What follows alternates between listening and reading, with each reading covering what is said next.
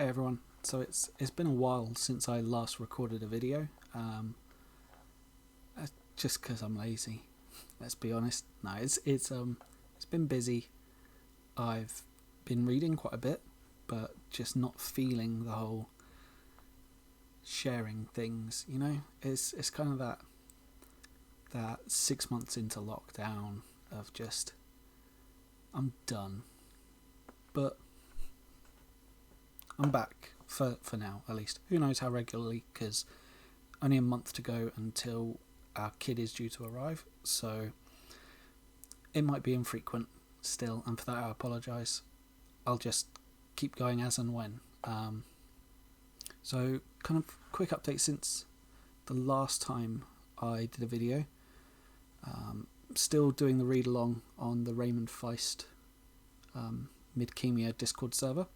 Still part of a book club with the Still Buffering podcast fan group. So still getting at least a couple of books a month through there. Still trying to hit my target of 37 books in a year, which I know doesn't sound that ambitious, but I think last year was 26. The year before was probably like 12. So for me, 37 was quite a big jump. So let's start with, obviously I've put my books out of range so that I have to get up to get them, because why would I have them next to me? There's a mix of books.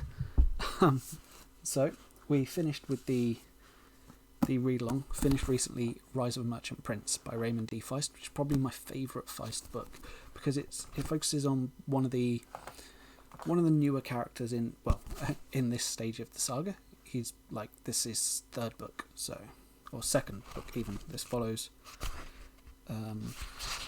this is the second in the Serpent War saga, after Shadow of the Dark Queen.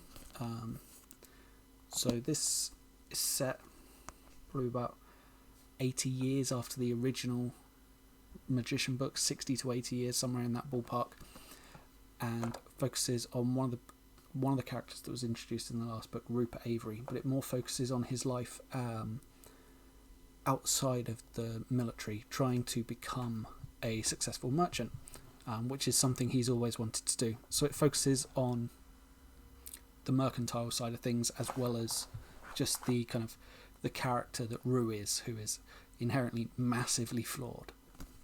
But because it's all in that fantasy setting, it's still got half elves and magic, but it's different. I don't think I've read any other high fantasy books like it, and I think that's a big reason why this is one of my favourites. We're now on the next one, which I don't have next to me, and I thought I did. That is Rage of a Demon King. Yeah. And then every other Feist book, like every other one, is in that little cubby hole just there. So what else have I been reading? So with the book club, we finished Thunderhead by Neil Shusterman. I don't know if I'd finished that last time I did one of these, but this is the sequel to Scythe, part of a trilogy. This one was, I don't know, I don't think it was quite as good as Scythe, but it was different and it was still very good. I'm kind of surprised that I've enjoyed it this much. Kind of like, I read Scythe back in February, March maybe, and yeah, I then recommended it to the book club, who read it in like May. They then read this. We read this in July or August. I want to say probably August, and now we are on The Toll. I'm actually behind where we should be. Today's our update, and we should be on chapter 16. I'm actually on chapter 12. Can't really talk about either of those without spoiling Scythe, which they're a really good trilogy. I would very much recommend. They're young adult and they're kind of dystopian future fantasy. So that's the book club. That's the Discord server. One other book club book, because I nearly forgot it, was this time last year we probably read Howl's Moving Castle by Diana Wynne Jones, which was strange and great. Like, I love the Ghibli film. I'm glad I've read the book because it's different and I think it might be better. It's quite fantastical, obviously. To get made into a Ghibli film, you've got to be quite fantastical, I guess. But the whole characters of Sophie and Hal were just so much more. There's just so much more in the book. So we actually read The Dark Lord of Dirkholm, another Diana Wynne Jones book, in between Thunderhead and The Toll. It was alright. That's all I've really got to say on it. It's not the best review, I know. It was... The ending was better than the majority of it. It had a lot of... It's about this this alternate world where you've got your wizards and your bards and your very stereotypical kind of fantasy. You've got your orcs, your gnomes, your dwarves, your everything.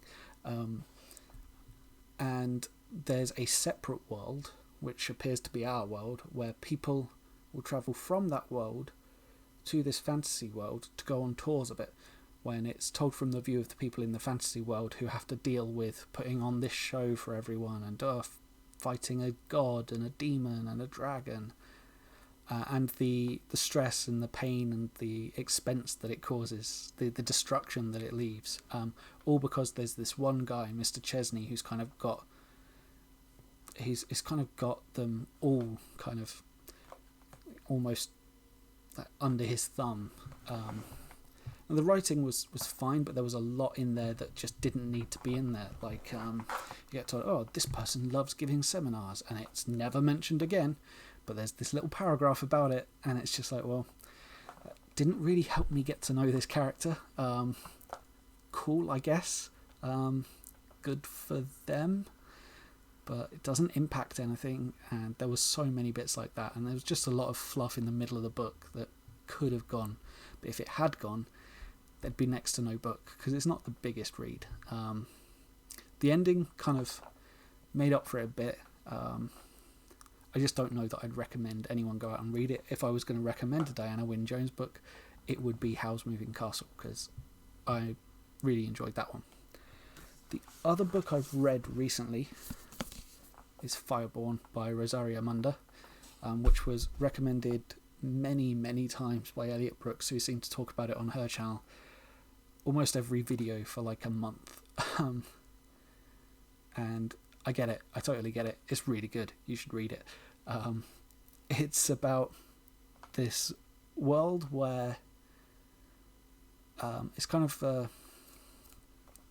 there's three ruling families, each with their own set of dragons, and they kind of rule this city and this population, and everything is decided by them. You've got slavery, you've got anything to keep them in power, and that all is before the book starts, and the book starts with a rebellion that overthrows that to kind of form more of a standard democracy where, well, with one leader and people under him to kind of form a society that is beneficial to everyone, so they intend at least. And to determine who gets to ride the dragons, they actually test people rather than just giving it through familial links. This follows one girl who's come from a fairly low caste background, and one guy who was part of those original families, but no one knows it. You find out like right at the start. It's like the big point about him. So I'm not spoiling anything there if you were to pick it up. And so you follow the two of them as they're training to become dragon riders, and they then kind of figure out what's going on with their own society and the old way of society, and there's a lot of comparisons between the two. It's very well written, and I think I read it in 3 sittings, like over the course of a week, and I really enjoyed it. I've then recommended it to the book club, and I'm recommending it to everyone. I've had a few books come in the post since the last time I did one of these. I don't know where one of them is. I got the second Cat Cho book, but I can't even remember the name of. Wicked Spirits, I want to say. It's the sequel to... No, it's not Wicked Spirits, because the first book was Wicked Fox, or Gumiho. This is about the Dokkaebi, the vicious spirits, potentially. It's blue, I know that much, and so it should stand out in my flat, but I cannot find it. It's probably on the bookshelf somewhere. I mean, it's got to be somewhere. But who knows? But I've also then had from Illumicrate The Space Between Worlds by Micaiah Johnson. I've not picked it up yet, but it's a really pretty book. I always like to take the dust jackets off because I think books look a lot nicer when you've got that stark hot pink against the dark black cover, as well as the pink on the text in between. It's just such a nice looking book. I'm really hoping to read it soon. It's also signed, which I may or may not have known, I don't remember. This is about a world or a universe where there's lots of different realities. It's kind of a multiverse, and it follows this one character, I think, who is, out of all of the realities, she's only alive in a certain few. I don't know where it goes from there, but I'm looking forward to read it. It's not the biggest book, like compared to Fireborn. It's smaller, it's taller, but it's only, I'd guess, about 300 pages. Let's have a look. Without reading the last words, 323 pages. So probably a few sittings and that'll be done. But the book that I got the most recently, that I'm most excited about, is The Invisible Life of Addie LaRue by Victoria Schwab. I know she's been working on this for years and is so proud to have it out. Again, I ordered a signed copy from, I think it was Waterstones, and that arrived yesterday. I'm trying to shake it out of the dust jacket there, because again, outside of the dust jacket, this book is so much better, with the kind of teal blue that's kind of not really coming across as teal on camera, but it is. Kind of aquamarine, I guess, rather than teal. Which I've kind of tried to stay clear of anything about the story of this, but I follow her on every platform, so I know how much this book means to her. And I think the Shades of Magic series is probably one of my favourite series of books. I've read a couple of other series that she's done and really enjoyed all of them, so as soon as I saw it go up for pre-order, I had to have it. I've also got Ready Player 2 on pre-order, which I'm a bit kind of about, because I loved Ready Player 1, but that film sucked. So I don't know. I'll give it a go. It's on pre-order. I'm not going to cancel it. There's one more thing on pre-order that I cannot wait for, and it's not coming out to July next year, and it's kind of killing me a little bit that it's got so long to wait. And that is, I think it's the 4th Adventure Zone graphic novel, The Crystal Kingdom, by the McElroy brothers and their father Clint, and Kerry Peach, who does the art for that. And it's my favourite. I have a Adventure Zone Bureau of Balance tattoo on this wrist. It looks a bit wonky at that angle because I can't get it squared up, but it's straight. Anyway, that's probably enough talking. I should probably just get this uploaded and then forget to do another video until December. I think I'm at like 28 books, 29 books maybe in my challenge. I'll link my Goodreads down below just because, but I hope everyone's well. I hope everyone's staying sane, and I guess that's it from me. So Black Lives Matter, trans rights are human rights, and take care.